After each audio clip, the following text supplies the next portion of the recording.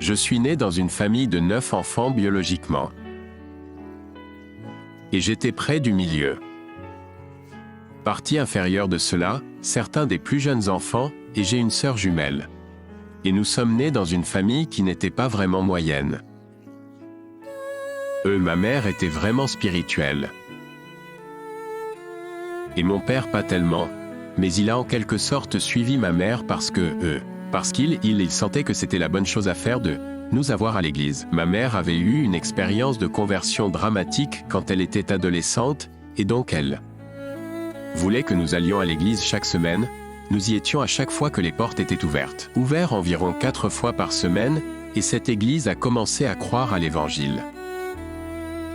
Prédication biblique pour autant que je sache, en mettant l'accent sur les dons spirituels comme ouais vas-y c'est génial tu sais, et eux une si bonne théologie et puis finalement. Quelque part en cours de route, je ne sais pas exactement ce qui s'est passé, mais ils ont commencé à croire des choses comme ça, qu'ils étaient les seuls à être sauvés. Ce qui les a isolés de tout le reste du monde chrétien.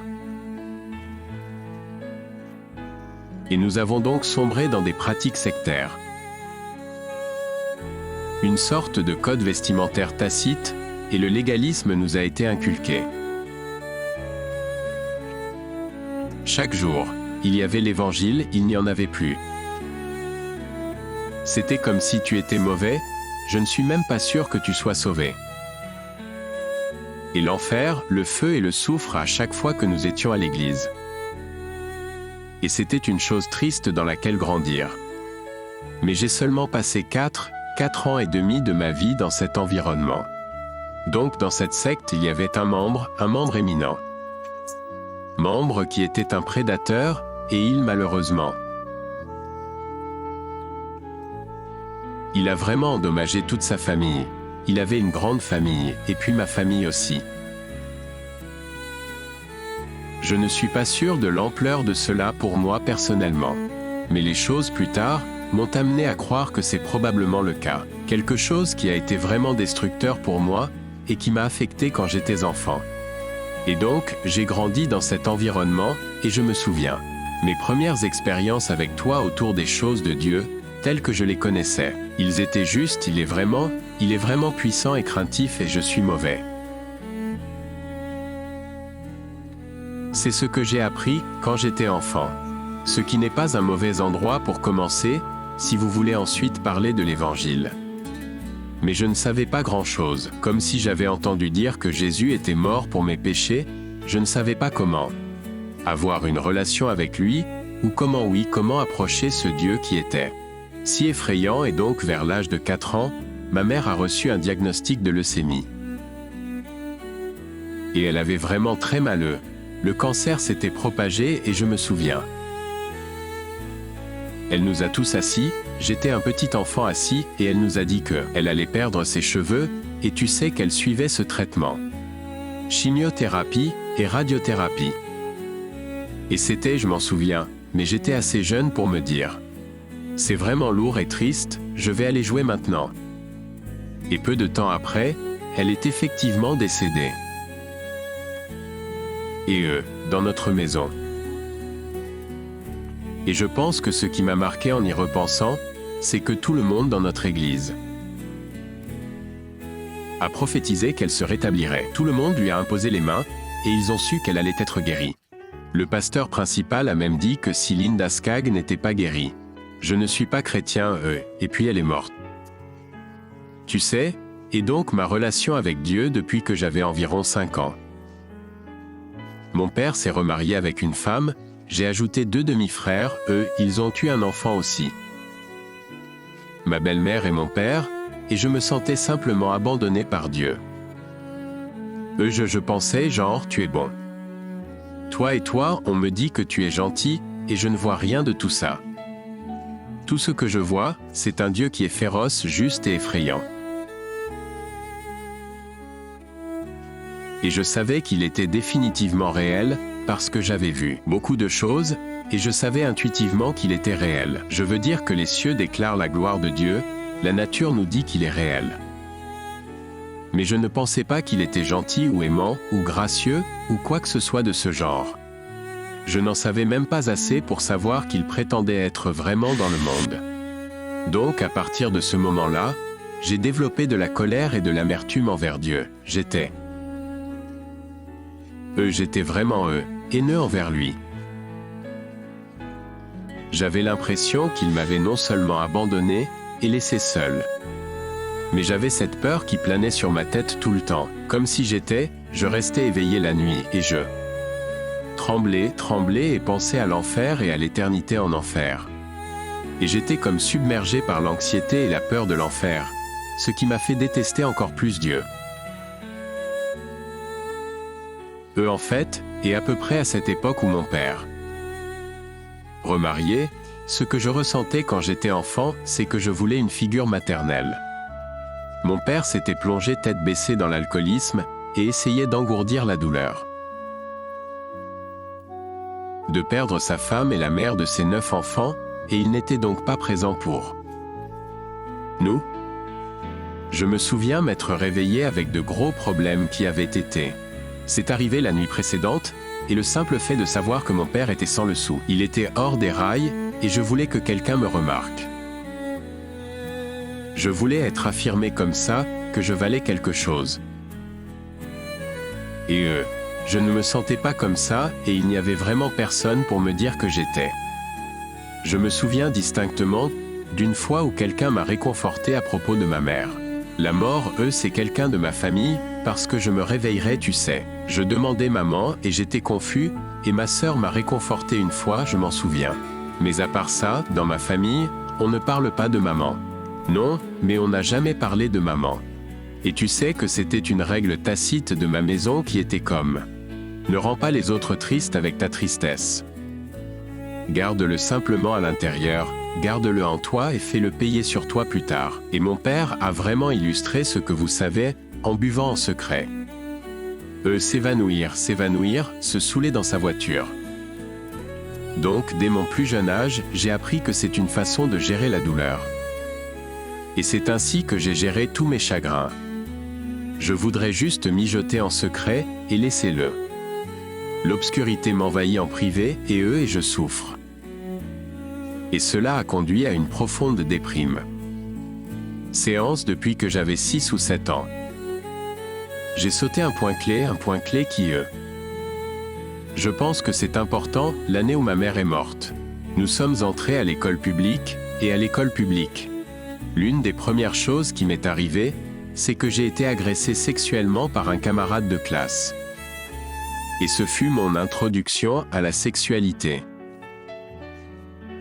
Et c'est ainsi que j'ai automatiquement su que la sexualité me semblait sale. C'était quelque chose que tu faisais en secret, quelque chose qui ressemblait à prendre de toi et de quelque chose de destructeur. Je savais que je ne pouvais le dire à personne, juste à cause de comment c'était arrivé, alors je n'en ai parlé à personne, et que cela suscite en moi ces désirs d'aimer. Savoir ce qu'étaient ces choses et comprendre la sexualité. Donc cela reviendra en jeu plus tard, mais ma maison était pleine de rage et de passivité. Répression et personne ne parlait des vrais problèmes. Mes frères et sœurs aînés étaient en train de perdre la boule. Je veux dire que c'était le chaos dans ma maison, comme si mes sœurs aînées s'enfuyaient. Mes frères aînés sont en ce moment vraiment dans la même situation que moi. Ils aiment être pleins de rage et de haine. Et donc, nous nous sommes nourris de la négativité de l'autre. Mon frère aîné, celui dont j'étais le plus proche, j'ai fini par partager ma chambre avec lui. Et lui et moi, notre échappatoire de choix était la musique. Comme nous aimions la musique, donc tout du rap. Heavy metal, hip-hop, musique dance et tout ce que nous aimions. Mais les genres les plus lourds qui aiment être glorifiés. La mort, la violence glorifiée, le sexe et la consommation de drogue. Ce sont ceux que nous avons le plus aimés. Parce que je pense que Satan rend ces types de musique les plus attrayants pour eux. Pour les jeunes, ils sont chargés de pouvoirs démoniaques. Dès mon plus jeune âge, j'ai été exposé à la musique, où ils glorifient Satan assez ouvertement. Comme ça, là où ils accomplissaient même des rituels occultes ou avaient des symboles dans dans leur marketing. Alors j'ai été exposé à ça, et j'ai pensé que c'était plutôt cool, c'était mon premier amour. Ma première évasion a été la musique, et c'est juste au moment où j'écoutais de la musique. J'avais l'impression que la douleur intérieure était comprise par quelqu'un d'autre. Je traversais eux ou la rage que j'avais. C'était comme si cela donnait un langage à l'obscurité que je ressentais à l'intérieur. Et cela l'a véritablement amplifié, parce que les messages que j'écoutais étaient tellement diaboliques. Et la deuxième façon d'échapper à cela, comme une dépression et une anxiété écrasante. Je me sentais tout le temps jeune, à travers les filles ou les gens en général. Comme si j'étais un caméléon, j'aimerais me transformer en celui qui se trouve dans la pièce. Je voulais être drôle, je voulais être sympathique pour tout le monde. Et le plus triste dans le fait d'être sympathique pour quelqu'un, c'est que vous ne savez jamais vraiment qui vous êtes. Et tu as l'impression que personne ne sait qui tu es vraiment. Et donc même quand je recevais comme affirmation de la part des gens. Je me dis, ouais, eh bien tu aimes cette version de moi que j'ai interprétée pour toi. Tu ne sais même pas ce qui se passe en moi, et tu ne pourrais pas aimer. Moi, si tu savais les choses que j'aimais, ouais, ou les choses que j'aimais. Alors j'étais vraiment aliéné en privé derrière des portes closes. J'avais juste l'impression que personne ne pouvait. Aime-moi et personne ne voudrait de moi. C'était en quelque sorte confirmé par ma belle-mère. Mon père m'avait dit dès qu'ils s'étaient rencontrés, dès qu'ils se sont mariés, que on pourrait l'appeler maman, si on le voulait. Nous aurions pu vous dire qu'elle allait remplir ce rôle. Et j'étais excité pour ça. Toi, je voulais une maman et donc j'étais comme, ouais, je vais l'appeler maman, je veux cette relation avec elle. Mais environ 6 mois après leur mariage, je lui avais dit, je ne le savais pas à l'époque, mais elle lui a dit, je voulais essayer. Mais ces enfants ne sont pas mes enfants, je ne peux pas être leur mère. Je ne vais pas essayer d'être leur mère, ce que j'ai reçu d'elle était comme tout. Tentative que j'ai faite pour l'impressionner, ou pour aimer être en relation avec elle ou avoir toute intimité avec elle, de quelque manière que ce soit, a été accueillie avec une certaine dédain. Attitude et la plupart du temps, c'était juste comme une froide indifférence envers moi, mais la plupart du temps, j'avais l'impression que c'était ennuyeux pour elle et pour mon père, ce qui s'est intégré. Ma rage, ma peur de ne pas être aimable. Ouais, je n'avais rien, nulle part où aller avec ces émotions. Personne avec qui je pourrais vraiment être honnête à ce sujet. Je priais parfois, mais c'était c'était à une époque où je voulais juste quelque chose de Dieu. Comme Dieu, s'il te plaît, donne-moi un tas d'argent ou quelque chose que ma chair voulait. En grandissant, mes perversités ont progressé. J'ai été initié à la pornographie quand j'avais 7 ou 8 ans. J'ai vu quelque chose dans un film, puis je suis allé en ligne. A été simplement transformé en un trou noir, comme celui d'Internet. C'était à l'époque où Internet était beaucoup moins réglementé qu'aujourd'hui. Et j'ai vu comme le plus fiole et le plus violent. Des images et des vidéos horribles dès le départ, et au début j'étais dégoûté et genre. C'est vraiment bizarre, je ne sais pas quoi penser de ça, et puis, immédiatement accroché. Dès que j'ai arrêté de regarder ces images et ces vidéos. C'est l'évasion, l'adrénaline comme la dopamine qui. J'ai expérimenté le pouvoir de voir ces choses. Je méditais là-dessus, tout le temps. Et c'était une évasion vraiment puissante aussi, alors j'avais de la haine dans mon cœur. Ce que la Bible nous dit bien sûr. Si tu n'es pas prompt à pardonner, si tu laisses le soleil se coucher sur ta colère, vous donnez un point d'appui à l'ennemi. Et donc je veux dire. Le diable avait déjà pris pied dans ma vie. Et puis j'ai eu cette musique qui façonnait ma vision du monde dans un sens vraiment négatif. Et puis est entrée en scène la pornographie qui est, vous savez, démoniaque dans sa nature. C'est de la magie démoniaque, cérémonielle, de l'occultisme ritualiste depuis toujours. Impliquant sexualité et perversité. Et donc, je participais à ces actes en les regardant. Et je pense donc que cela explique certains des phénomènes les plus paranormaux. Et des choses vraiment sombres se sont produites après cela. À partir de là, c'était très rapide que je bougeais. Dans la consommation de drogue, et comme je me souviens de la première fois où j'ai bu. Je buvais de la vodka chaude à l'arrière de la voiture de mon père. Je l'avais volée, et j'en ai ressenti les effets pour la première fois. Et je me disais, c'est comme ça que je veux me sentir tout le temps, comme si la douleur était engourdie. Je n'ai pas besoin de l'être. Pense à quel point l'enfer sera terrifiant quand j'y arriverai. Je n'ai pas besoin de penser à quel point ma mère me manque, ou à quel point ma famille est folle. Je suis juste, tu sais, je suis sous sédatif. Je me suis dit, je vais en faire plus, et finalement. Je pense que quand j'avais 13 ou 14 ans. Bien sûr que je fume des cigarettes et tout, mais j'ai commencé à fumer de l'herbe. Et encore une fois, c'était comme cette expérience où je me sentais comme un homme. C'est ce qui m'a manqué tout ce temps. C'est comme ça que ça va soulager cette douleur que j'ai.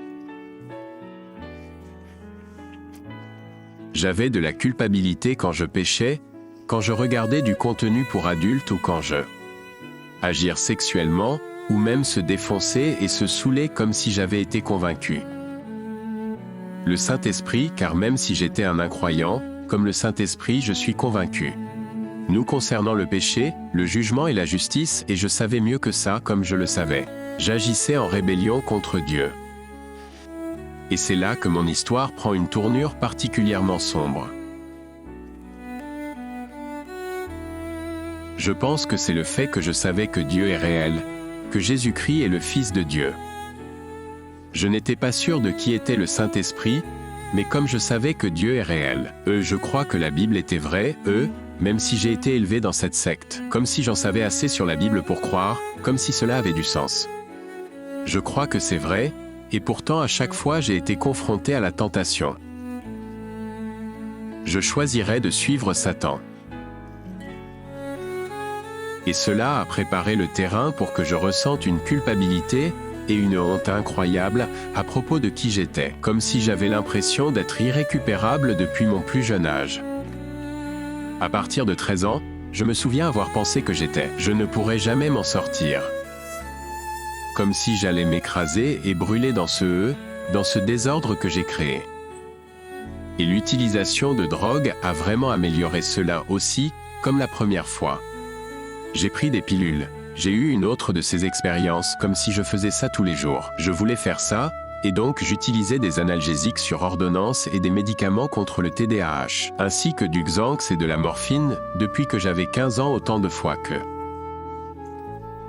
Normalement, je consommais tous les jours des amphétamines d'une certaine sorte. Ordonnance. Les amphétamines, elles ne vous permettent pas de dormir, elles ne vous permettent pas de manger. Ils ont donc passé des jours à me réveiller et à mijoter dans la dépravation la plus perverse et la plus corrompue qui soit imaginable. Comme moi, je fantasmais tout le temps. Comme les scénarios sexuels les plus sombres, et je pense que beaucoup qui est né de ma confusion d'enfant à propos de la sexualité. Comme si je ne savais pas comment deux personnes étaient censées pour établir des relations sexuelles entre nous, ou à quoi cela servait. Donc, j'avais l'impression que c'était quelque chose de vraiment sombre, et qu'il fallait s'y adonner en privé. Et puis j'ai su que personne ne pouvait savoir, comme si personne ne pouvait jamais savoir ce à quoi je pense, ce que je recherche. Et donc ceux qui sont en quelque sorte les échappatoires sombres. Fantasme, agression sexuelle, consommation de drogue. L'occultisme m'attirait vraiment et me séduisait, comme cela. Ces artistes sataniques, qui attribuaient leur succès à Satan. C'était cela qui m'attirait et me séduisait. J'avais des rêves de devenir un musicien, ou un acteur célèbre ou autre. Je voulais vraiment de l'importance, je voulais que les gens me remarquent, je voulais quelqu'un pour dire que j'avais fait du bon travail, et que comme s'ils m'aimaient. Tu sais, et donc j'ai vu. Je pense que mon rêve était que j'aurais une foule de gens qui m'affirment tous à la fois, et qui, vous le savez, me glorifient. Je pensais que cela me donnerait une sorte d'affirmation qui me manquait. Je n'aurais pas dit ça à l'époque. J'aurais juste dit que j'aimais la musique et que je voulais être musicien. Mais j'avais l'impression d'être destiné à quelque chose d'incroyablement spécial. Le monde n'avait jamais vu à cause des tragédies qui m'étaient arrivées en grandissant. J'avais particulièrement l'impression qu'il y avait une marque sur moi. Il y a une sorte de malédiction autour de moi. J'aime ça a l'air idiot maintenant. Mais quand j'étais enfant, je me souviens avoir pensé que je cassais tout, que je touchais. Personne ne veut de moi, tu sais, ma famille s'effondre. J'aime mentir, j'aime voler. J'aime planer, j'aime faire la mauvaise chose, je suis maudit, j'ai une malédiction sur moi.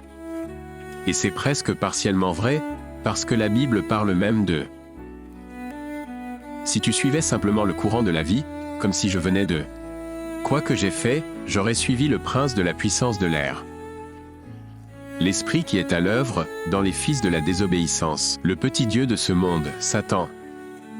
Mais la différence entre moi et quelqu'un qui était juste, vous savez, en train de poursuivre l'argent ou la gloire en dehors de l'occultisme, c'est que je savais qu'il y avait un vrai Dieu, et il y a un, et Satan est réel, et je poursuivais Satan et ainsi de suite à l'école. J'ai été arrêté environ 4 fois au cours de toutes mes années de lycée. Pour avoir de la drogue dans l'enceinte de l'école, ce qui est un crime de classe A. Arrêté pour intention de distribuer, ou quoi que ce soit cette année-là, cependant. Parlons de ce que Dieu faisait. Il placerait les gens dans ma vie de manière stratégique. Stratégiquement pour partager l'évangile avec moi, ou pour prier avec moi. Et c'était une piste. À ma manière aussi, comme si je connaissais les gens qui me parleraient de Jésus. Ou chaque fois que j'allais au groupe de jeunes, et que j'entendais parler de Jésus, je savais que c'était vrai, mais c'était comme une lumière qui me mettait mal à l'aise. C'était douloureux pour moi de voir. Un peu comme lorsque Paul dit que l'évangile est une puanteur pour les incroyants. Comme si c'était l'arôme de la mort pour eux. Et c'est là que j'étais, comme si j'avais reconnu que c'était vrai, que c'était beau à sa manière, mais pas pour moi. Et c'est ce que j'ai fait, mais Dieu me poursuivait tout ce temps. Comme si les professeurs m'emmenaient dans le couloir pour prier pour moi, et mon père me rappelait des versets de la Bible, quand il était sobre et s'inquiétait pour moi. Mais j'avais l'impression que le seul moment où j'avais toute son attention, c'était quand j'étais en difficulté. Comme la seule fois où j'ai eu l'impression d'être. Je veux vraiment dire que tout s'est passé quand j'étais en difficulté, et tout. L'attention était focalisée sur moi dans un sens négatif, donc ce n'est pas exactement ça. Ce que tu voulais quand tu étais enfant, mais c'est comme ça que j'ai réussi à satisfaire mes besoins. L'occultisme et les pratiques sataniques. La consommation de drogue a vraiment augmenté. J'ai donc obtenu mon diplôme d'études secondaires. À ce moment-là, j'avais suivi une cure de désintoxication à 2 reprises. Cure de désintoxication ambulatoire à 2 reprises pour toxicomanie. Parce que je me ferais prendre à l'école avec de la drogue. Ou parce que cela était exigé par la probation pour rupture. Et entrant en toi, j'ai été arrêté pour avoir tenté de pénétrer dans un dépanneur. J'ai été arrêté pour avoir pillé les voitures et les maisons des gens, et donc j'étais dans la mauvaise foule, c'est sûr. Et j'étais populaire dans cette foule, donc j'ai senti que c'était important. Comme si j'avais une certaine importance.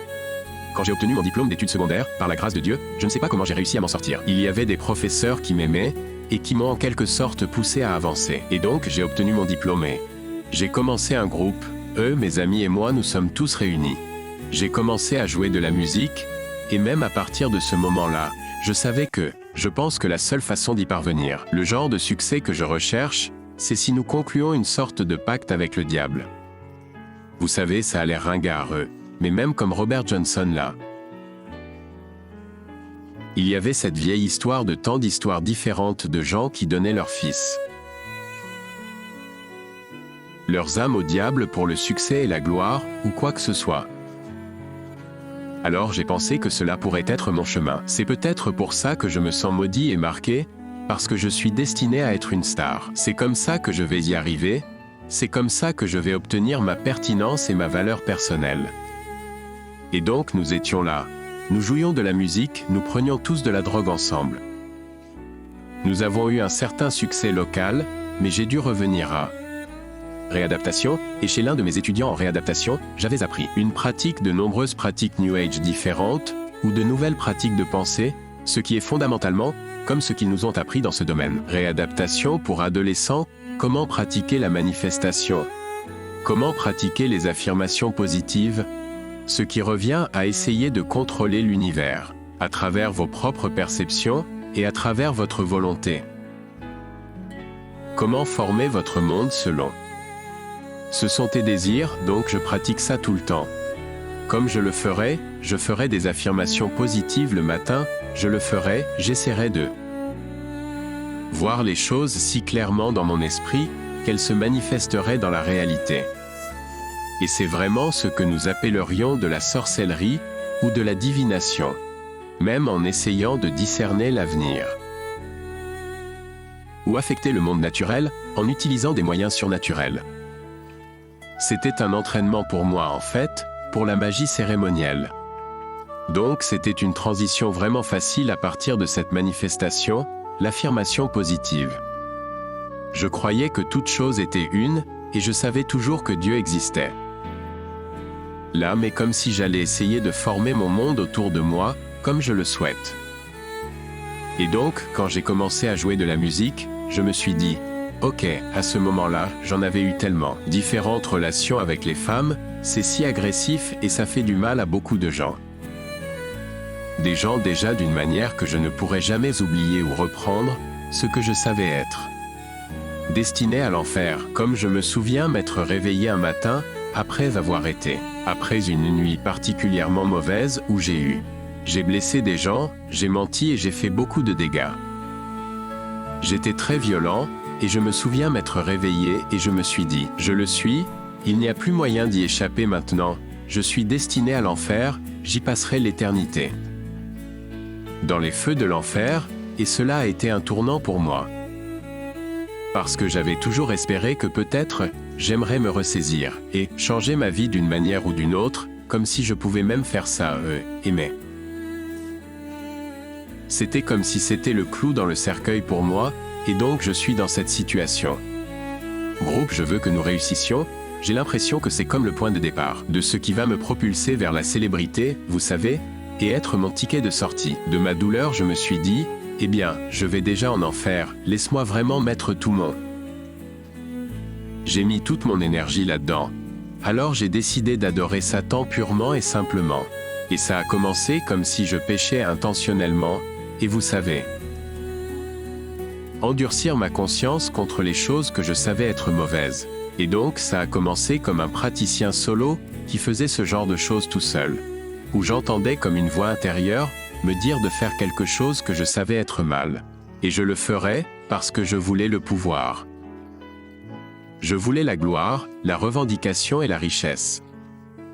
Je voulais ce que je pensais que Satan avait à offrir. Et encore à cette époque, Dieu me poursuivait même à travers mes camarades de groupe. J'avais un membre du groupe qui avait été élevé dans une famille chrétienne, il a quitté le groupe parce que j'ai dit Al Satan depuis la scène. Il m'a dit, je ne vais pas faire ça avec toi, mec, je ne suis pas d'accord avec ça, je ne fais pas partie de ça.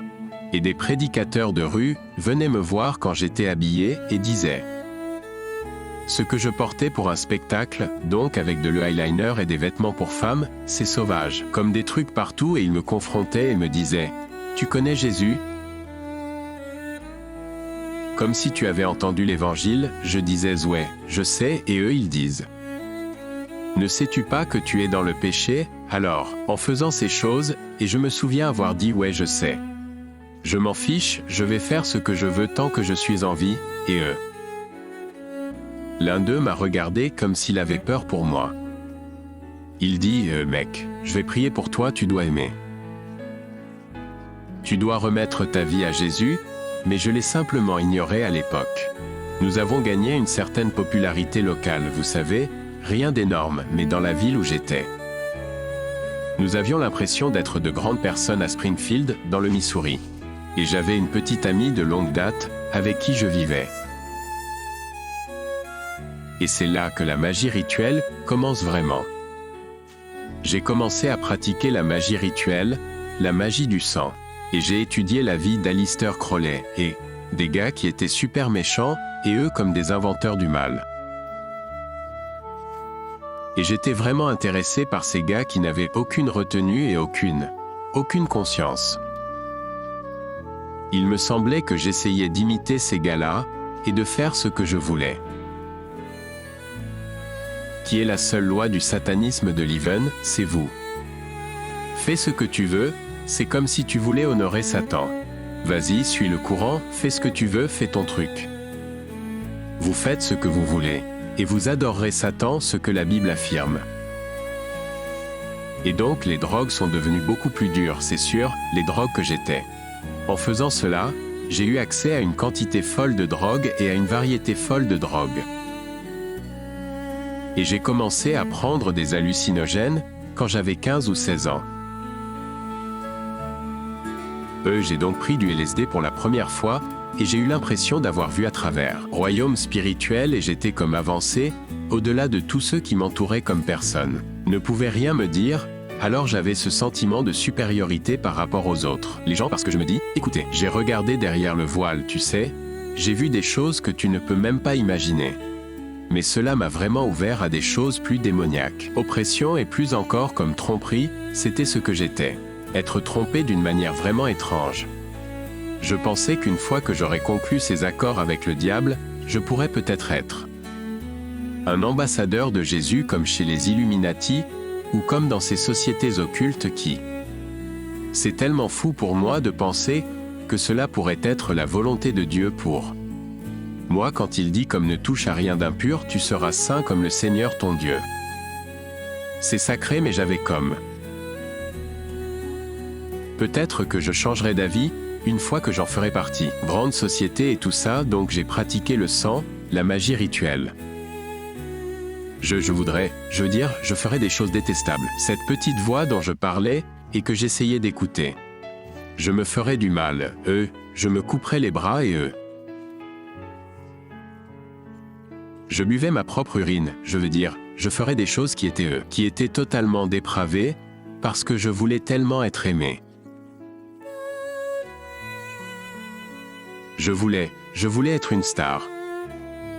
Et j'étais opprimé, et j'avais comme tous les. La nuit, j'aurais une paralysie du sommeil sans faute. Comme je le ferais, j'arrêterais de respirer la nuit, et puis je me réveillerais. Je me lève et j'ouvre les yeux, et j'ai l'impression qu'il y a un être sombre avec moi dans la pièce. Parfois, je voyais quelque chose dans le coin. D'autres fois, je me réveillais, et la pièce était rouge sang et j'étais paralysé sur le lit. Et je suis juste terrifié, juste horrifié par ce qui se passe et je suis toujours comme ça. J'ai pris tellement de drogue pendant cette période, comme si j'en prenais n'importe quoi, mais ce n'était jamais assez. Ce n'était jamais assez, et tous ceux qui regardent ça qui a fini. Poursuivi quelque chose pour la gratification ou la satisfaction, vous savez que ce n'est pas suffisant comme... Après tu as fini de boire après avoir pris de la drogue ou après une aventure d'un soir. Après chaque spectacle avec des gens que tu connais qui me disaient à quel point j'étais génial, tout était vide. Comme je le ferais, je ne pourrais pas échapper à le sentiment que ce que je faisais n'avait aucun sens. Non seulement cela, mais cela a été condamné par Dieu comme le dit Jésus dans Jean. Comme ça que celui qui n'est pas. Celui qui ne croit pas est déjà condamné parce qu'il n'est pas. Je croyais au nom de ce Fils unique de Dieu, et donc je me suis dit, sous sa colère et je le savais aussi, et c'était une chose vraiment horrible pour moi. Comme si c'était le cas, c'était terrifiant pour moi de savoir quel Dieu est souverain et m'a créé. Que j'étais son ennemi, mais je n'avais pas l'impression qu'il y avait un moyen d'en sortir. Alors j'ai essayé de m'en sortir en consommant encore plus de drogue. Et vous avez de plus en plus de relations illicites avec des femmes. J'essaierai même comme j'essaie d'aimer les choses. Que naturellement, cela ne m'est pas venu naturellement. Comme si cela faisait partie de l'occultisme que je pratiquais, c'était comme. Plus vous pouvez aimer la dépravation et aimer la perversité et le rendre comme même aimer des choses dégoûtantes. Plus vous puiserez de pouvoir dans le monde spirituel obscur. Alors je veux dire, il y a des choses innommables que je ferai et que j'essaierai d'apprécier. Et cela m'a conduit à des pratiques homosexuelles et à essayer, même si c'était quelque chose que je n'étais pas comme ça. Je n'étais pas prédisposé à ça avant. Ouais. J'en suis finalement arrivé au point où je me piquais de l'héroïne tous les jours. Je vomis tous les jours à cause d'une sorte d'overdose. Tu sais, mais j'appellerais Dieu. Tu sais, ou à mon faux Dieu de l'époque, parce qu'il ne comprenait même pas qui était vraiment Dieu. J'appellerais celui que je pensais être Dieu, et je dirais par exemple, pardonne-moi tous mes péchés, tu sais, je le ferai si tu me sauves. Genre, je te suivrai, j'arrêterai tout ça. Et puis je vivais ça, et je me disais, ouais, je ne voulais pas vraiment dire tout ça. Genre, je vais continuer à faire ce que j'ai fait. J'ai rejeté Dieu chaque jour. Chaque fois que je péchais, chaque fois que ma tête touchait l'oreiller le soir, comme et j'étais seul, je savais que Dieu m'offrait. Genre, tu devrais venir avec moi, tu devrais arrêter ça, genre, il. Par petites touches tout au long de la journée et surtout la nuit, j'avais l'impression, écrasé par le chagrin et toutes ces choses que j'avais évitées, peu importe comment. J'ai couru avec de la drogue ou des filles ou de la pornographie, comme si c'était là-haut. Fin de la journée comme si tu m'attendais et parfois le mal. Les présences étaient là comme si elles allaient percer le physique et être là avec. Moi aussi, comme eux. Surtout que j'utilisais des hallucinogènes, ou ce qu'ils appellent des psychédéliques. J'ai eu des cas où je voyais ces êtres. Qui m'étaient très familiers, et voir les êtres. Qui me parlaient dans ma sobriété normale, vous savez. Dont je n'étais presque jamais sobre, mais comme quand je n'étais pas sous hallucinogène. Et eux. Et puis quand je ne pouvais pas les voir. Ils étaient toujours là, ils me narguaient, ils me mettaient des pensées dans la tête. Comme à quel point j'étais mauvais, à quel point j'étais moche, comment personne ne pourrait jamais m'aimer. Comme s'ils me narguaient tous les jours, et il y avait une horrible. Une façon de vivre, mais je ne voyais aucune issue. Comme si j'ai toujours pensé, ok. Cette prochaine drogue, comme une fois que j'aurai assez de cocaïne ou une fois que j'aurai assez d'héroïne ou autre, du fentanyl, je pourrais engourdir ça de manière appropriée. Et alors je n'aurais plus à m'inquiéter, et ça n'a jamais eu lieu. Ça n'a jamais été satisfaisant, ça m'a juste laissé plus brisé et plus vide qu'avant. C'est comme si j'avais faim et soif et que je mangeais du sable. Et boire de l'eau de mer, ça m'a donné encore plus soif, ça m'a rendu malade. Et je ne pouvais pas m'arrêter parce que je me disais alors, si j'arrêtais ça, je mourrais probablement. Si j'arrêtais de consommer de la drogue comme je le faisais, je mourrais probablement. Et donc, j'ai entendu la fille, j'étais avec une petite amie depuis longtemps. En fait, je lui avais proposé de l'épouser à chaque fois que j'étais sous méthamphétamine. Et j'aurais aimé l'entendre de tant de manières différentes. Comme super violent, je l'ai trompé tout le temps. J'étais juste la personne la plus manipulatrice et la pire que vous puissiez imaginer. Comme si c'était moi. J'ai eu un moment de rupture où j'entendais souvent des voix. Genre, mais je pourrais reconnaître que ces choses ne sont pas eux, ça m'arrive juste. Ce sont des forces, ce ne sont pas des forces imaginaires, ce sont des forces spirituelles. Parfois, il m'était difficile de déterminer si c'était ma propre voix ou c'était des démons qui me parlaient. Je ne pouvais plus non plus distinguer la voix de Dieu de celle des démons. Et cela faisait même partie des pratiques que je faisais, c'était comme « j'appellerais Satan mon père ». Et j'essayais activement de me faire sentir comme si Dieu était. Comme si le vrai Dieu était Satan. Je n'ai jamais vraiment pu y croire, juste parce que le luciférisme luciférien me semble un peu ridicule au départ, comme si je ne pouvais jamais vraiment croire ça, mais j'ai essayé, tu sais, de croire ça. Mais j'ai eu cette période où Dieu m'a brisé, et j'ai eu une psychose. Une pause où je ne pouvais plus échapper à ma douleur.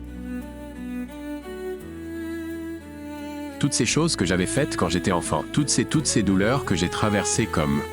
j'ai juste explosé, et je n'avais pas dormi depuis 72 heures. Ou quelque chose comme ça, et donc j'ai eu cette crise psychotique. Ma petite amie a fini par demander à sa sœur de m'emmener à l'hôpital et de me désintoxiquer là-bas. Alors que j'étais incroyant. J'ai reçu une parole de Dieu, dont je ne me souviens pas comment je l'ai reçue. J'avais ce sentiment imminent, comme si je ne me détourne pas de la consommation de drogue et de ces pratiques sataniques, je vais perdre ma voix, celle dont j'étais le chanteur dans le groupe. C'était donc une grande peur pour moi de perdre ma voix d'une manière ou d'une autre. Et je me souviens avoir dit à ma petite amie de l'époque, j'ai l'impression que je vais perdre ma voix si je n'arrête pas ça. J'ai l'impression que Dieu me dit que je vais perdre ma voix. Et elle m'a répondu, ouais, que tu es folle, c'est bizarre. Et donc pendant que je suis en cure de désintoxication, j'étais le plus opprimé que j'ai jamais été par des démons. Comme si les voix étaient si fortes et qu'elles ne s'arrêtaient jamais. Comme si c'était un barrage constant de haine de soi et de colère. Chez d'autres personnes, j'avais l'impression que tout le monde était le problème d'une manière ou d'une autre, et comme je me souviens avoir crié et insulté une vieille dame qui essayait de m'aider, et j'étais entouré de gens qui étaient également opprimés par des démons, et c'était donc une période sauvage. J'aurais pensé, vous savez, mettre fin à mes jours des tonnes de fois à partir de ce moment-là. J'étais un tout petit enfant, c'était quelque chose dont je fantasmais ou auquel je pensais. Mais pendant ce temps, j'ai crié et pleuré. À tel point que j'ai perdu ma voix, et je ne pouvais plus. Je ne pouvais pas parler, et donc cette chose s'est produite. Dont je ne sais pas trop quoi penser maintenant. Mais je sais avec certitude que c'était une façon pour Dieu d'être comme ça. Détourne-toi de ton péché, comme tourne-toi vers moi. Et je ne l'ai pas fait, alors pendant que j'étais en cure de désintoxication. J'ai lu un livre intitulé c'est le grand livre d'Esa, et je ne le recommande pas. Livre comme s'il venait de mon cœur. Je le dirais, juste parce que c'est comme si j'avais un pouvoir supérieur. Non, je pense que tu devrais te tourner vers le Christ. Il y a quand même de bonnes choses dans le livre. Je n'essaie pas de détester A. Cela a aidé beaucoup de gens. Alors lisez dans ce livre une expérience que l'écrivain a eue avec ce type, qui était un alcoolique extrême et il l'a rencontré à nouveau une fois et ceci. Un gars arrive et il a juste changé de l'intérieur, il ne boit pas plus et donc Bill a demandé à l'écrivain ce qui s'est passé, il était comme « Eh bien, Jésus-Christ a changé ma vie comme si j'étais né de nouveau, c'est ce que… » Ce qui m'a marqué dans ce livre, c'est que ça peut être si dramatique que Dieu peut sauver certains. J'étais si loin, mais je n'avais toujours pas l'impression que cela s'appliquait à moi. C'était juste quelque chose que Dieu me disait à ce moment-là. Alors j'ai emménagé avec ma sœur, eux tous. J'étais le plugin de la prise à l'époque. Comme si j'étais le dealer de ton dealer, j'étais le dealer de ton dealer. Je n'ai pas eu affaire directement aux gens, j'ai essayé d'éviter les ventes directes. Mais comme nous le faisions, nous vendions beaucoup de drogue.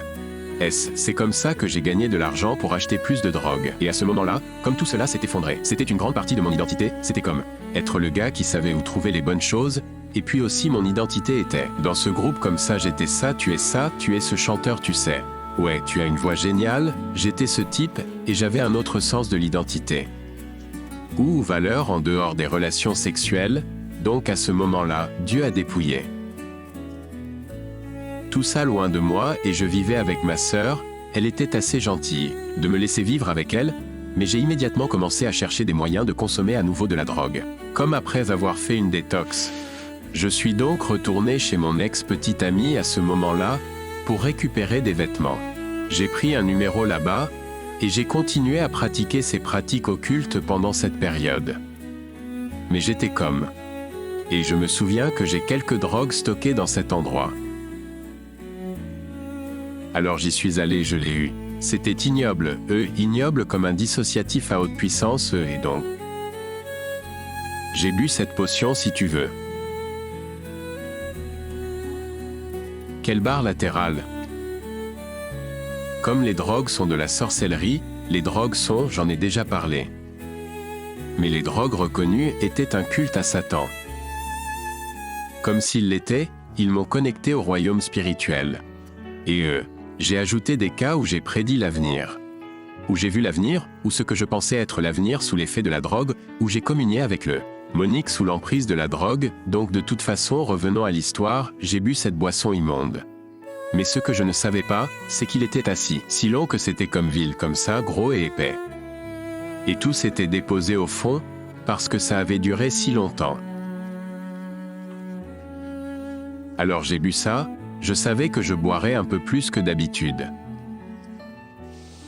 Et puis je me suis dit, mec, ça fait chaud, je me sens bien. Je vais remonter dans l'Uber, m'emmène à Walmart et j'entre, et puis je reviens après avoir. J'ai eu certaines choses. La dernière chose que j'ai faite a été de désirer cette femme qui était Elle est passée devant moi et je l'ai objectifiée, puis je me suis assis dans l'Uber et ça. Le gars me parlait, je l'écoutais pendant une seconde et j'ai pris une bouchée une barre chocolatée, et puis je l'avalais. Puis les lumières s'éteignent, comme si je n'avais aucune expérience. Où j'étais en train de faire une overdose comme je l'ai mentionné, j'avais le temps d'aimer. Prier ou demander pardon ou quoi que ce soit, même si je ne le pensais pas vraiment. Cette fois c'était juste fini, et ce qui s'était passé c'est que j'avais vomi. Je l'ai inhalé ou je me suis asphyxié comme si j'avais la tête en arrière, je me suis évanoui et j'ai inhalé mon propre vomi. Combien de mes amis sont déjà morts? Combien de mes amis ont continué à mourir? Jusqu'à ce point vieux. Et donc cet homme a aidé à sauver ma vie par la grâce de Dieu. Il m'a emmené en urgence chez ma sœur, où se trouvait le point de dépôt. Mais il a appelé l'ambulance pour le rejoindre là-bas. Alors il les a rencontrés à mi-chemin là-bas, et ils ont pu m'intuber. Comme un tube de force dans ma gorge, et me faire respirer à nouveau. Et c'est quelque chose que les psaumes mentionnent, que les délivrances de la mort appartiennent au Seigneur. Notre Dieu est un Dieu de salut, et les délivrances de la mort appartiennent au Seigneur. Satan vient pour voler, tuer et détruire. Mais Jésus est venu pour nous donner la vie et la donner en abondance, et il n'en fut pas ainsi. C'est par la main de Dieu que j'ai été sauvé. Comme si je devais être en enfer en ce moment. Pour l'éternité, si seulement Dieu me rendait justice et me laissait tranquille. C'est là que je serais, mais il m'a littéralement sorti du pays des morts. Comme si j'étais là, et il m'a sauvé physiquement du pays des morts. Et je ne me suis toujours pas retourné, comme si mon père m'avait donné un ultimatum à l'hôpital. Il dit, je vais payer pour la cure de désintoxication une fois de plus, mais reprends-toi quand même. Et donc j'ai fait les gestes. Je me dis ouais, peu importe, j'avais toujours l'impression. C'était juste un inconvénient pour moi d'être à l'hôpital. Je suis comme, je ne peux pas planer. Vous ne me donnez rien des 7. Des produits chimiques sur lesquels je vis depuis 6 ans. Et donc, j'ai juste eu l'impression que c'était un revers de revenir à la musique, des trucs, et donc le jour où je suis sorti de l'hôpital, je rejetais Dieu. Pendant tout le temps que j'étais à l'hôpital, j'avais des épisodes maniaques où j'étais tellement écrasé et déprimé par ce que j'avais fait à ma vie, et puis immédiatement je suis encore en colère, et je n'arrive pas à croire que je suis à l'hôpital, je dois sortir. D'ici tu sais que je courais toujours devant Dieu, heureusement pour moi il est plus rapide que moi, et il est plus rapide que toi aussi tu sais, et donc il a continué. Pour me poursuivre le jour où je suis sorti de l'hôpital, j'étais en train de me droguer. Mon nez comme quelques heures après être sorti de l'hôpital, et donc finalement. Mon père, tu veux satisfaire mon père, je suis allé à cet endroit appelé Adult in Teen Challenge. À Memphis, c'était un outil que Dieu a utilisé puissamment, et ma vie, c'était comme si j'étais arrivé là-bas plein. Des démons comme s'ils étaient remplis de démons mec. Et il détestait ces gens. J'ai immédiatement aimé reconnaître. Je n'ai plus vu le christianisme comme quelque chose de beau. Comme si j'étais menacé par cela, comme si je détestais automatiquement les chrétiens que je rencontrais. J'ai eu comme des scènes qui défilaient devant mes yeux de choses vraiment violentes et viles. À chaque fois qu'un chrétien me parlait, ou qu'une figure d'autorité était présente. J'en ai même eu avec des proches là où je suis, et j'ai détesté ces pensées. Je me suis dit, je ne veux plus être comme ça. J'en avais marre, comme si je ne voulais plus être accro. Je ne voulais plus essayer de courir, mais je ne savais pas faire autre chose, et je n'avais donc aucun moyen de.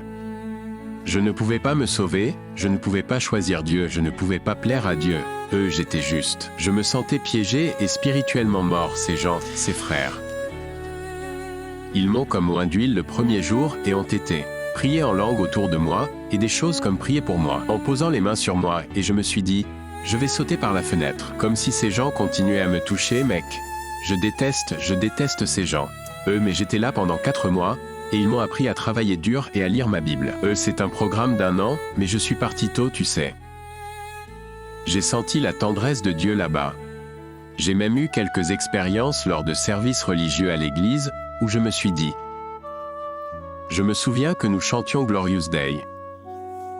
Et les paroles étaient que tu as appelé mon nom, et j'ai couru hors de cette tombe et là. Il y avait une chorale qui chantait et applaudissait, et j'avais l'impression de voir la gloire venir de les gens, je me sentais comme s'il y avait de la lumière qui émanait d'eux, et j'étais comme ça. C'est vraiment vrai comme ça, ces gens ont été sauvés mais ne l'ont pas fait. Je ne le voulais toujours pas, même si je savais qu'ils me poursuivaient, et nouveau il était tendre, j'étais aveuglé comme dit la Bible, les esprits de le Dieu de ce monde aveugle l'esprit des incroyants.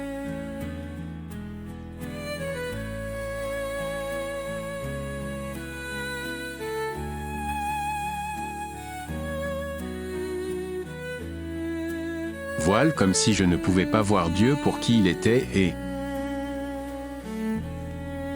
Alors j'ai quitté cette cure de désintoxication, parce qu'ils ne peuvent pas te garder si tu es menaçant de te faire du mal et donc je voulais me faire du mal, mais deuxièmement, je savais que si je disais ça, qu'ils devraient me laisser partir et qu'ils voulaient retourner auprès des femmes et de la drogue. Et la musique et donc je suis parti tôt. Mon père a conduit toute la nuit pour venir me chercher, il m'a dit. À ce stade, mon père avait donné sa vie à Jésus et le suivait.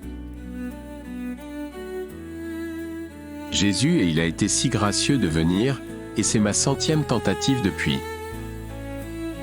Lui et donc, je suis rentré à la maison, et j'ai commencé à travailler mon premier vrai travail. Mais j'ai immédiatement recommencé à prendre des médicaments, sur ordonnance. J'ai commencé à prendre toutes les pilules. Mais je me suis dit, je ne vais pas me remettre à l'héroïne. Ce n'était probablement pas bien de ma part de me shooter, et tout ça. Alors je me suis limité à 4 pilules sur ordonnance, que je prenais.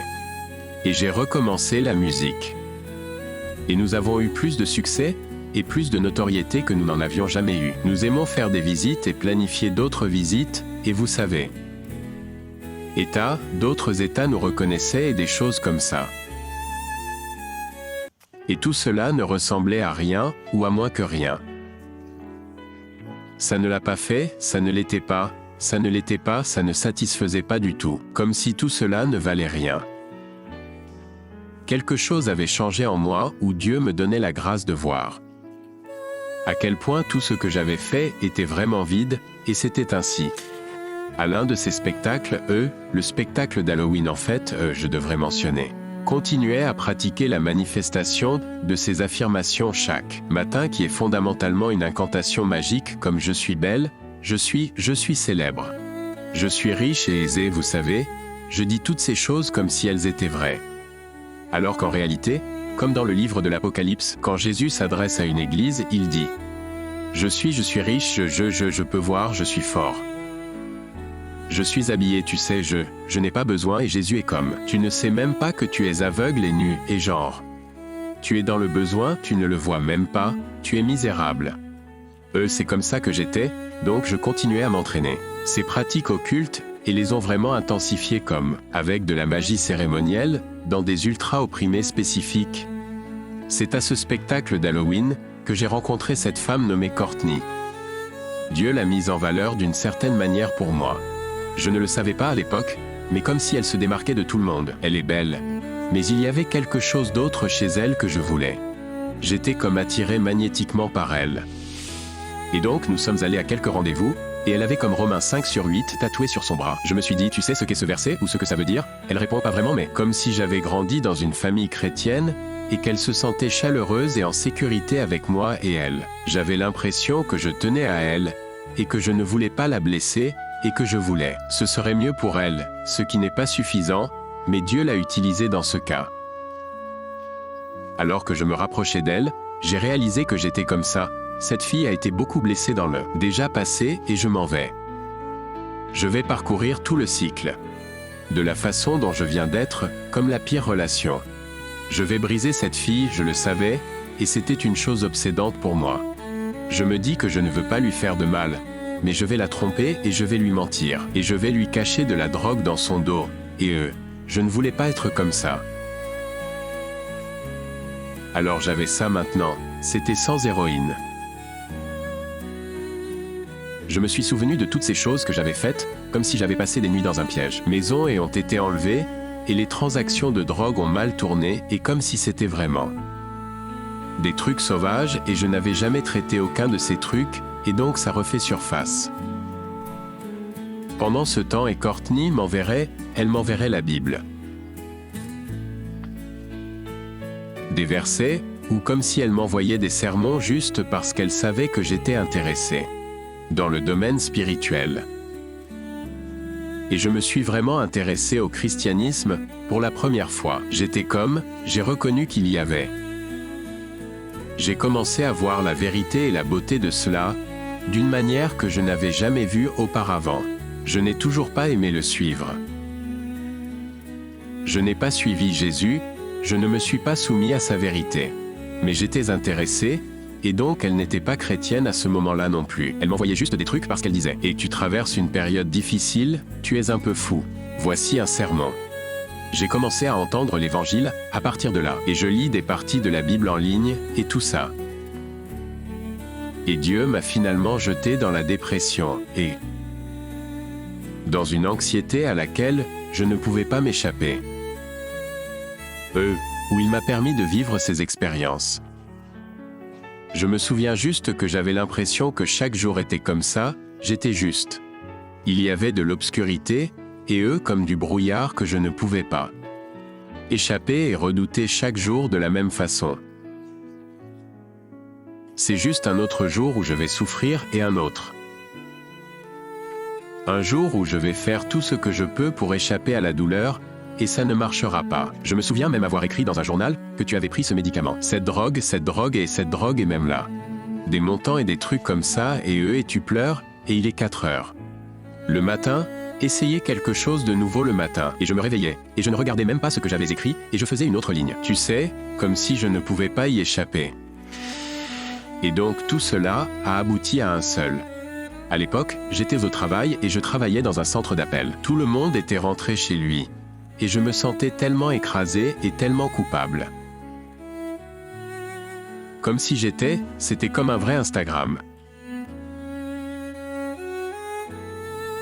Des souvenirs des personnes que j'avais blessées, brisées et maltraitées, et de la façon dont j'avais envoyé contre Dieu, et comme s'il m'écrasait comme si je ne pouvais pas le supporter. Il n'y en a plus, et j'ai donc tapé dans mon ordinateur, je me suis demandé comment me libérer de dépendance et j'ai trouvé un tas de bêtises bizarres en ligne, ou comment être guéri par Jésus. Je me souviens qu'il y avait encore une recherche, beaucoup d'opinions différentes, rien de tout cela n'avait de sens pour moi et donc, j'aime juste mettre mon clavier de côté et baisser la tête. Je me souviens que je me suis dit, ok, il se passe quelque chose. J'ai reconnu que j'avais déjà côtoyé des êtres spirituels auparavant. Et la marque distinctive de l'être spirituel démoniaque était qu'ils se sentaient impurs et souillés d'être en leur présence. J'ai senti la haine qu'ils émanaient envers moi. Comme une haine pour moi, et une obscurité et une peur qui m'ont imprégné. Alors j'avais l'impression que quelque chose se passait, et j'avais la tête baissée et ça. Un nouveau sentiment m'est venu là où j'avais peur, et comme un tremblement j'ai senti que c'était parce qu'il y avait un être pur. Approchant et comme même les cellules de mon B, comme si j'avais l'impression d'être créé par Dieu alors. Je savais qu'il s'approchait, qu'il me confrontait, et tout à coup c'était. J'ai senti sa sainteté, comme s'il était sans péché. Il est tellement différent de moi. Je suis créé à son image, mais c'est là qu'intervient la ressemblance. Comme s'il était infiniment au-dessus de moi. Moi, j'ai reconnu ça, je n'avais pas les mots pour ça à l'époque. Et en même temps, c'était comme sa justice. Ces péchés que je connaissais me sont revenus à l'esprit, parce que, comme s'il venait, il est ici avec moi, et j'étais. Ouais, j'étais terrifié, mais je me suis dit que je savais que c'était un carrefour comme si je pouvais Je pourrais soit lui résister, comme je l'ai fait des millions de fois dans le passé. Rejette-le et continue, ou je pourrais tester ce Dieu. Comme je pouvais le voir, pas dans un sens négatif, je pourrais le mettre à l'épreuve de sa parole, et voir s'il la tiendrait. Et donc j'ai prié quelque chose comme « Dieu, comme je sais que tu es là, et je crois que… » Le Christ est le seul qui peut me pardonner mes péchés. Je crois qu'il est mort pour mon péché, et je suis vraiment désolé, comme si j'étais vraiment désolé, pour la façon dont j'ai agi. Fuis-toi et les gens que j'ai entendus. Genre, je ne veux plus te fuir, j'étais genre, j'ai dit. Je te suivrai, mais j'ai besoin que tu me changes. C'est en quelque sorte l'échange, et je pensais que je faisais du troc. Avec lui, d'une certaine manière, je n'essayais pas de le manipuler, mais je disais juste la vérité, comme si j'avais tout essayé, et que je ne pouvais pas changer. J'ai suivi une cure de désintoxication, j'ai fait toutes les choses d'entraide. Je ne peux pas changer, alors je me suis dit je te suivrai, et je me repentirai de ces péchés, si tu m'en donnes le pouvoir. Comme si tu me changeais, et tout d'un coup, comme si je n'entendais pas de voix ou quoi que ce soit. C'était toute l'action de Dieu comme quand le Fils prodigue. Le Fils revient et le Père jette ses bras autour de lui et l'embrasse. C'est ce qui m'est arrivé. Il y a un verset comme quand je sentais l'approche du Dieu Trayoun. Comme le vrai Dieu qui vient à l'esprit dans Colossiens quand l'écrivain. De Colossiens, Paul dit comme il le dit vous, il nous a sauvés de la domination. Ou le domaine des ténèbres, et nous a transférés dans le royaume de son Fils bien-aimé, en qui nous avons la rédemption, le pardon des péchés, et donc je me suis senti comme ce transport. Comme si je me sentais comme si j'étais dans un nouveau royaume, comme si je me sentais lavé et purifié.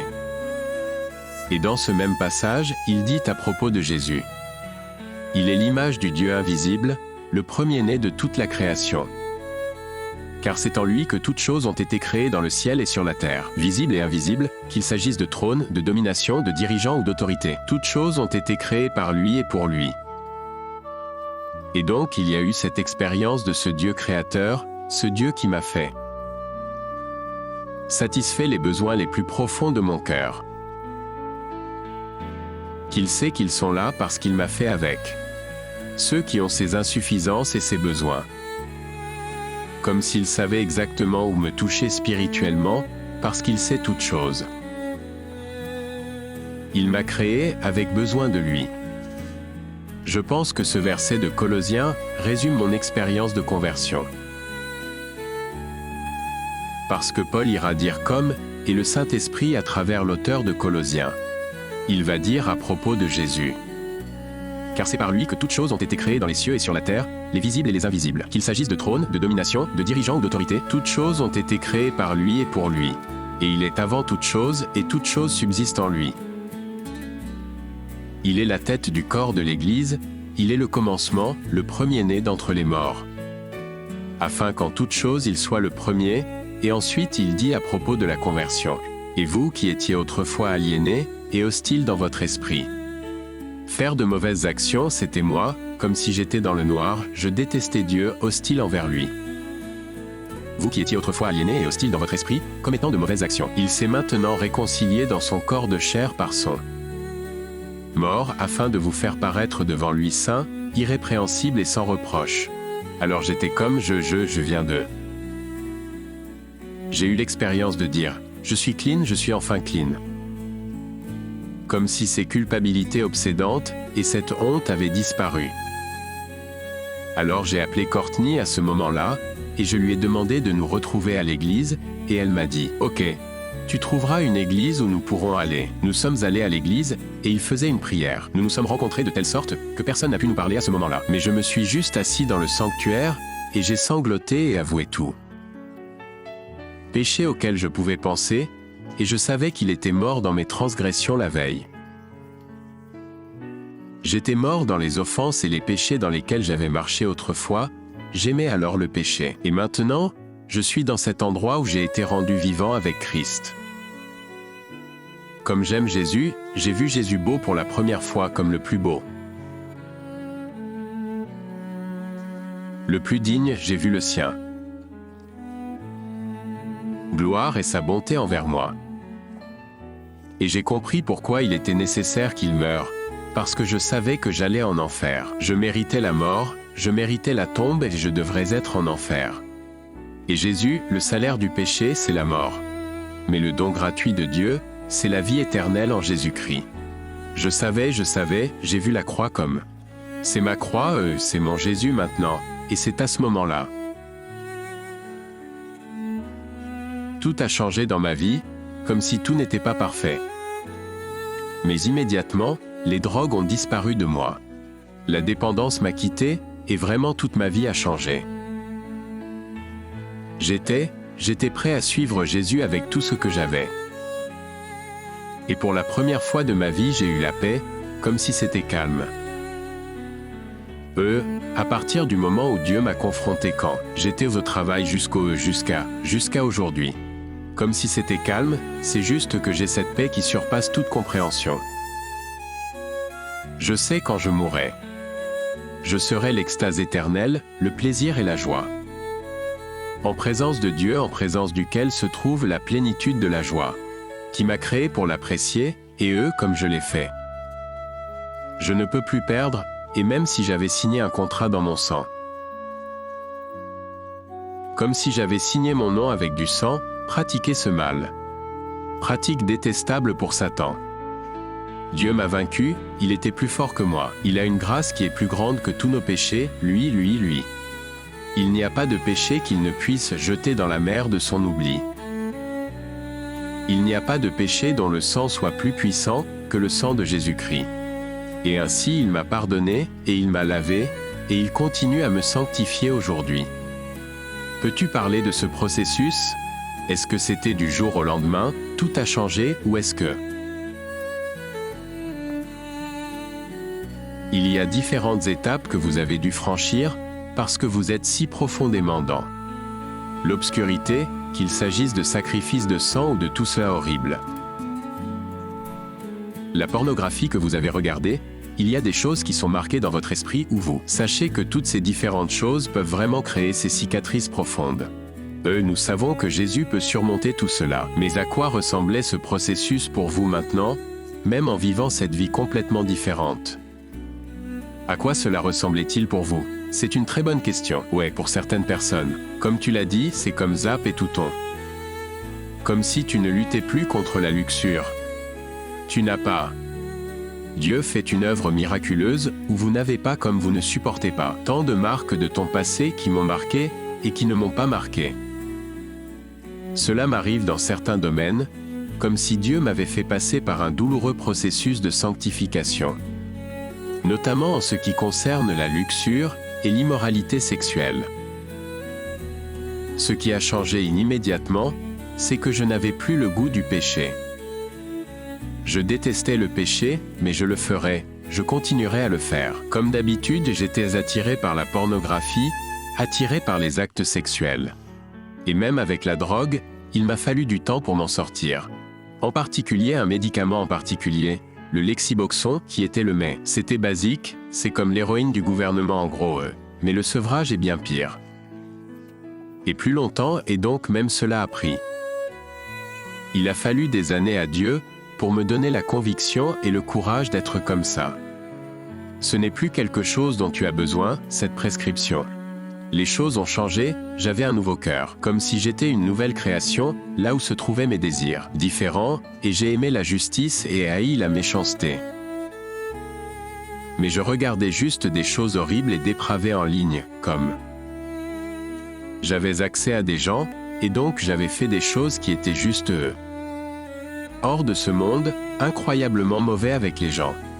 Et elle en savait une partie, comme elle savait que j'adorais Satan. Elle avait même été dans la pièce, car j'avais pratiqué la magie cérémonielle auparavant. Elle n'a pas aimé ça, ce qui est bien pour elle. Même en tant que non-croyante, elle se dit « c'est mauvais ». Et j'ai progressivement introduit l'idée que j'avais eue. Des choses qu'elle ne savait pas et j'ai explosé. Notre mariage dans les 6 premiers mois, parce que j'avais ça, caché et j'avais essayé d'obtenir de l'aide de l'église comme des gars. Je ne peux pas arrêter de regarder du porno, comme tu peux le faire. Fais l'expérience de ça, que fais-tu à ce sujet? Et en gros, la réponse que j'ai reçue de la personne avec qui j'étais honnête. C'était lui. Il avait littéralement dit comme s'il y avait un parapluie de Dieu. Grâce et protection, et lorsque vous regardez ces choses, vous en sortez. sous sa protection et j'étais comme un grand ouais, je sais ce que je dois faire à ce sujet. Et comme l'idée était de réprimander l'esprit de luxure et tout ça. Je l'ai fait et avec un certain succès, mais comme si cela ne revenait pas et parfois plus fort. J'ai avoué à Courtney que ma femme aimait ça, c'était vraiment très flagrant. Péché grave. Et elle était anéantie comme si elle disait « Tu es bien pire que ce que je pensais », comme si elle avait l'impression que je l'avais trompée, tu sais. Et donc à partir de là, nous avons cherché conseil. Nous avons un conseiller biblique, nous, Comme si je cherchais activement à obtenir toute l'aide possible. Buzz, je me dis, ce n'est pas normal, ce n'est pas comme ça qu'un homme de Dieu se comporte. Et j'ai aussi reconnu que dans les Écritures, il y a des promesses spécifiques. Comme si Dieu promettait de faire une issue à chaque situation, la tentation, afin que nous puissions la supporter. Il promet de ne pas nous permettre d'être tentés au-delà de nos forces. Et il nous donne le commandement, comme ceci est la volonté de Dieu pour vous en Jésus-Christ, que vous vous absteniez de l'immoralité sexuelle, que chacun de vous sache comment gérer son propre corps dans la sainteté et l'honneur. Et donc s'il commande ces choses, il va sûrement me donner le pouvoir de le faire, mais je ne ressentais tout simplement pas la liberté. Alors nous avons fait du counseling. Ce qui a vraiment changé le plus, c'est quand j'ai commencé à ouvrir. Je me suis retrouvé avec des frères, et j'ai trouvé un groupe sûr de frères en Christ que je pourrais aimer. J'ai tout partagé avec eux, depuis que j'étais enfant. Les choses que j'avais faites quand j'avais 21 ans, quand j'ai été sauvé. Je leur ai tout dit, et la Bible promet comme confesser vos péchés les uns aux autres et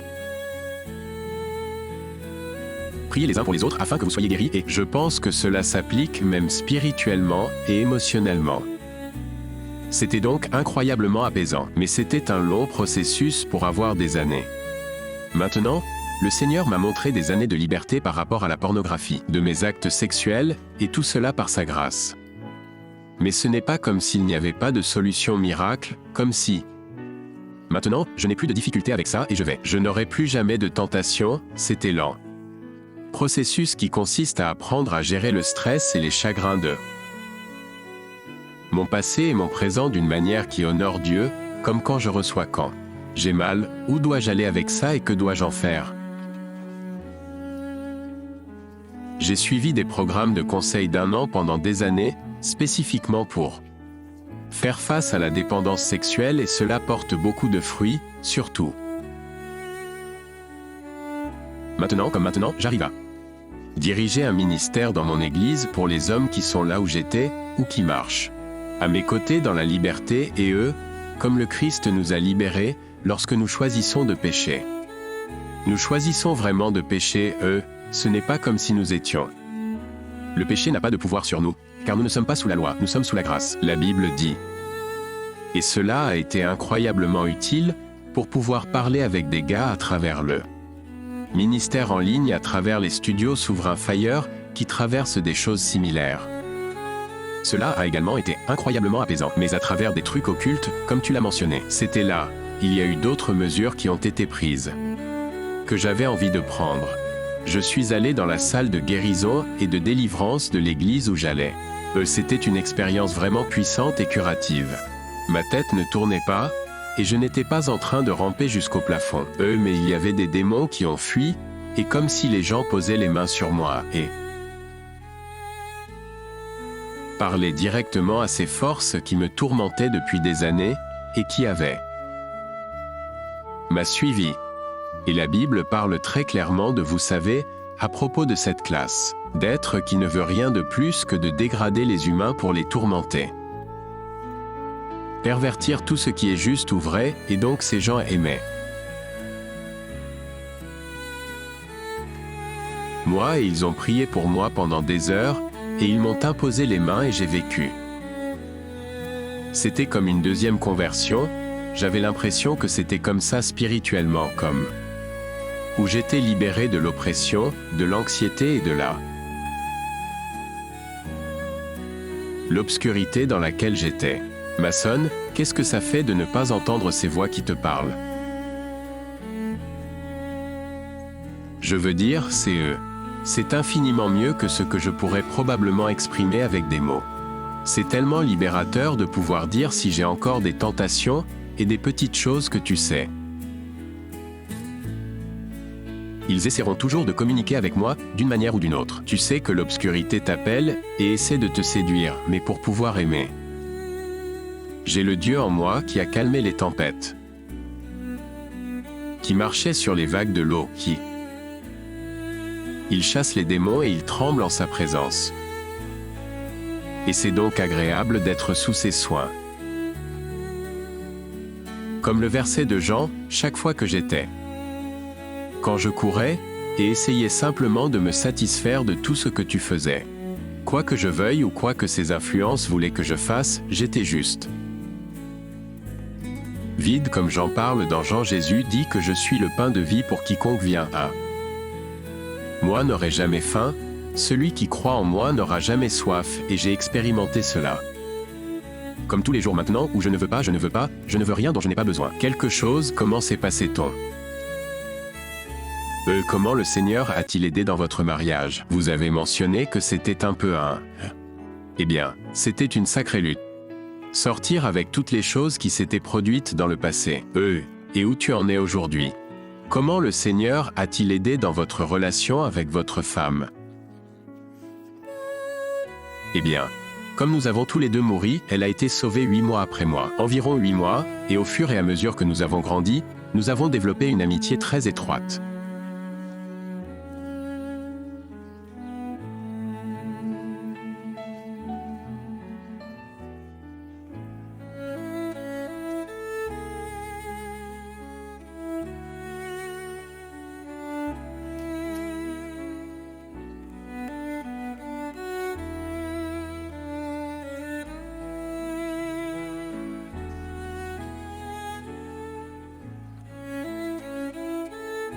L'église locale, comme le fait d'être profondément impliqué dans l'église locale, était la clé. Avoir des gens qui nous connaissent et qui connaissent nos péchés individuels. Des propensions comme ce que nous faisons, nos faiblesses et puis nous pouvons donner. Notre conseil peut nous aider et prier pour nous, ce qui a été énorme. C'est vraiment utile d'être avec vous pour avoir Biblica. Je suis un conseiller pour nous enseigner, j'aime aider à nous enseigner. Façon d'interagir les uns avec les autres, comment s'entendre, comment s'honorer les uns les autres, et donc juste le discipulat, comme à travers l'église locale. Par l'intermédiaire de frères et sœurs personnels proches, et même par l'intermédiaire de professionnels similaires. Ce qui, je pense, nous avait besoin d'une aide professionnelle, comme Buzz, juste à cause de la nature de notre relation et des choses que j'avais faites. Alors, depuis combien de temps êtes-vous mariés aujourd'hui? 5 ans et demi, waouh, ouais. C'est peu de temps après avoir donné ta vie à Jésus, en gros, ouais. Nous étions mariés comme je pense Elle va écouter ça et dire non. C'était ça, tu sais. Cela fait plusieurs mois, mais je pense que c'était 6 mois après avoir été sauvés. Nous nous sommes mariés et maintenant nous avons 3 enfants, et ils sont géniaux. Mon aîné aura 4 ans dans environ 1 mois, et mon plus jeune aura 4 mois. Donc 2 fils et une fille, Eliana, Elias et Aseph. Et leur nom signifie, Eliana signifie que mon Dieu m'a répondu. Et puis le nom d'Elias signifie mon Dieu est Yahvé, et Asaph signifie rassembleur de personnes. Et j'espère donc que tous ces noms feront partie de leur identité. Comme je veux qu'Asaph soit un évangéliste, quelqu'un qui rassemble les gens pour le royaume. Et je sais que j'ai confiance qu'il le fera à sa manière. Mais ces enfants ont également été rédempteurs. Je fais le même ministère musical dans mon église. Maintenant, je suis le directeur du culte musical. J'allais te demander ce qui s'est passé avec le groupe et toute cette situation. Évidemment, c'est une situation différente, mais que s'est-il passé avec l'essence musicale? Ouais, c'est toute une histoire que j'aborde un peu sur ma chaîne. Mais en bref, moi, je l'ai jeté par la fenêtre au début, parce que lorsque j'ai été sauvé pour la première fois, l'église que je fréquentais était un peu malsaine, c'était comme si... Et tu es sauvé, tu joues de la guitare, tu sais chanter. Peux-tu le faire 2 fois par semaine? Et il n'y avait pratiquement aucun discipulat ou travail avec moi pour connaître les choses de Dieu et marcher plus près de Dieu et c'est un avertissement que Dieu donnait pour les anciens et les diacres, c'est comme s'ils ne devaient pas être un nouveau converti, de peur qu'ils ne tombent dans l'orgueil, dans un piège du diable, et donc, j'étais un nouveau converti que je conduisais, et j'avais cette affirmation du corps de l'Église, mais j'avais un péché secret et j'avais l'impression de lutter. Avec la pornographie je ne savais pas comment vivre avec ma femme de manière compréhensive, j'étais comme eux. Vraiment un chrétien immature, alors ma femme et moi étions comme.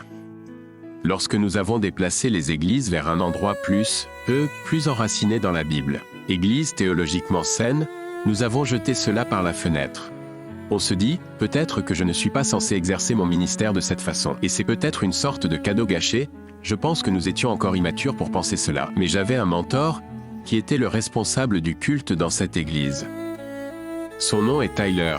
Il est mon pasteur maintenant, en fait ici à Kansas City, mais il me formait et me guidait, ou plutôt je l'admirais vraiment avant cela. Et puis, il m'a invité dans cette relation de disciple et m'a dit, je pense vraiment que vous devriez réévaluer, si c'est un don que Dieu veut utiliser ou non. Je pense que Dieu veut que vous utilisiez tous vos dons pour son royaume. Et donc nous y avons réfléchi et prié à ce sujet. Pendant environ 6 mois, puis j'ai accepté. Et il m'a enseigné pendant 1 an et juste. Avec de petites choses comme au début j'étais comme chercher du café pour le groupe, aider à ranger le matériel et les choses comme les choses invisibles, ce qui est bien. Pour une personne comme moi, et puis eux tu sais ils me feraient chanter en retour. Ou jouer de la guitare et finalement, je dirigeais vous savez les sets de louanges. Puis nous avons tous les deux déménagé à Kansas City, et nous allons à Emmaus, maintenant une église ici, à North Kansas City, et je dirige le culte musical là-bas et c'est comment Dieu a racheté cela, alors oui. Quelle a été la réaction, si vous saviez quelque chose? Les gens autour de vous, qui savaient dans quoi vous étiez impliqués. Qu'est-il arrivé à tous ces amis, et comment c'était? C'est une très bonne question, alors j'ai quitté le groupe. C'était la première fois que je savais que Dieu communiquait avec moi. Il a communiqué, ces mots étaient comme, et ce n'était pas audible, mais c'était. C'est tellement clair dans mon esprit, que j'ai dû quitter le groupe, et que j'ai fait ça comme ça 3 ou 4 mois après avoir été sauvé, et ils se sont tous assis avec moi et ont juré à moi et ont pleuré à ce sujet, et ils ont vraiment détesté ça comme s'ils détestaient ça et ont essayé pour me persuader de rester parce que comme si nous planifions une autre tournée, nous étions comme, nous gagnions enfin du terrain, mais je savais que j'avais entendu Dieu et donc j'étais comme si je ne pouvais pas. Tu sais, je ne peux pas continuer avec toi. Comme ça, nous n'avions pas d'amis.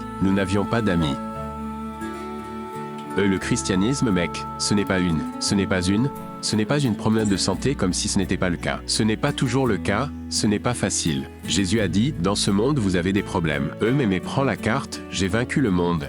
Et donc nous n'avions pas de pour. Nous n'avions plus d'amis, personne ne nous parlait. J'ai eu un gars, après des années, avec qui nous avons renoué. C'est mon plus vieil ami Jacob, mais nous prions à notre table de cuisine. Ma femme et moi, on se disait, Dieu, est-ce que tu nous donnerais? Les amis aiment parler avec des gens de notre âge, et tout ça. Et nous avons eu d'abord des personnes âgées qui sont venues nous voir, et qui nous ont invités chez elles. Nous cohabitions, comme si nous vivions ensemble avant de nous marier. Et il y avait un couple, qui a laissé mon fiancé vivre avec eux. Et comme si nous étions ensemble tout le temps, et ils nous ont bien encadrés. Mais la réaction à ce jour a été du genre. Tout le monde pensait que j'allais mourir d'une overdose.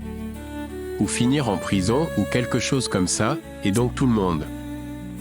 Comme si tu étais la dernière personne à laquelle je m'attendais. Être à propos de ce truc de Jésus et je suis la dernière personne.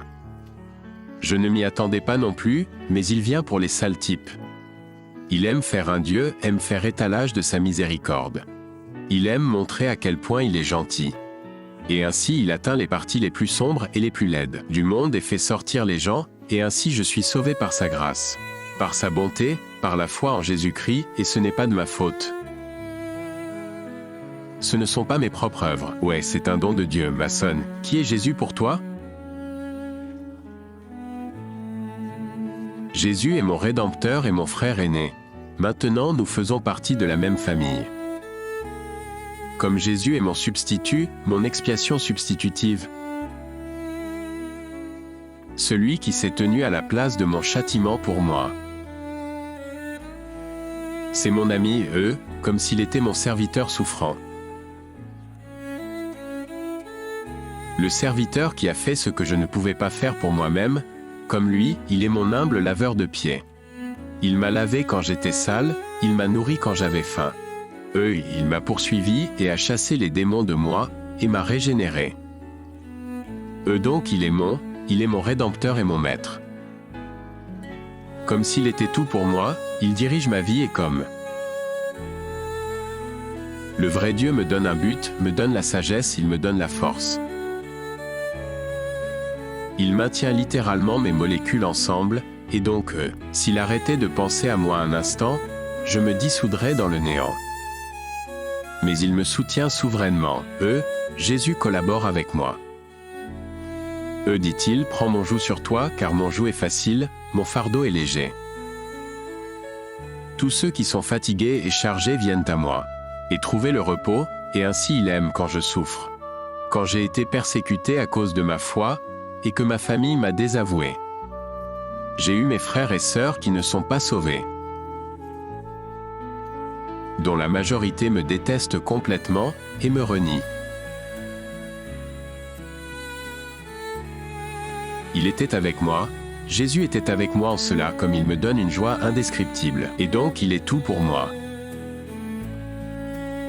Maçonne, pourriez-vous prier pour ceux qui écoutent votre témoignage et vous vous connectez aux différentes parties de ce que vous avez partagé? Ouais, laisse-moi faire une simple prière pour eux. Père Céleste, Dieu, tu connais ceux que tu as appelés. Tu sais, et tu as orchestré ça de manière souveraine. Qui regarderait cette vidéo? Et ce n'est donc pas un hasard si la personne.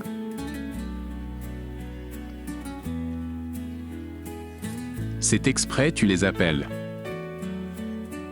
Le Dieu qui les a créés est en les invitant et, en fait, il leur ordonne de fléchir le genou devant Jésus, de se détourner de leurs péchés, les péchés qu'ils aiment et auxquels ils se sont accrochés pour les rejeter, de se renier eux-mêmes, de prendre leur croix et de suivre Jésus. Seigneur, je prie pour que tu ouvres leurs yeux pour qu'ils voient la beauté de Jésus. Jésus pour voir sa glorieuse miséricorde, sa puissance. Je prie pour qu'ils voient combien tu es bon, ta grâce. Dieu, je prie pour que tu fasses taire toute opposition à votre appel dans leur vie.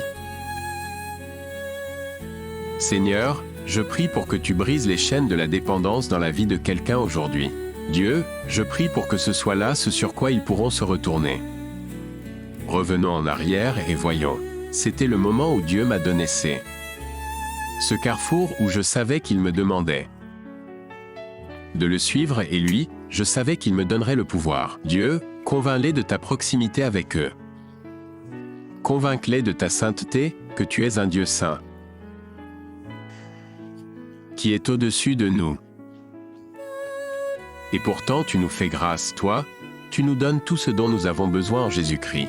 Faites tout ce qui est nécessaire pour accomplir notre salut. Et donc je prie pour que quiconque écoute ceci n'attende pas un jour de plus. Tu dis qu'aujourd'hui est le jour du salut.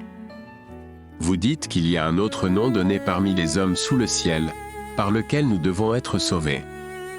Et que quiconque invoquera le nom du Seigneur sera sauvé.